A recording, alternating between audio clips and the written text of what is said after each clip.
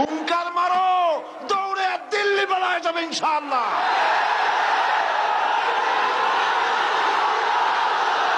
তোমরা বাতিলে ইসলামের শত্রুদের চক্রান্ত তোমাদের কাছে অনেক বড় বলে মনে হয়, কি জানি বিশাল বাংলাদেশের শান কোণে মেঘ জমা হয়ে গেছে, না জানি কোন সময় লন্ডভন্ড হয়ে যায়, সর্বনাশ হয়ে যায়। তারা দলবদ্ধ ভাবে এগিয়ে আসছে ইসলাম ধ্বংস করে দেওয়ার জন্য।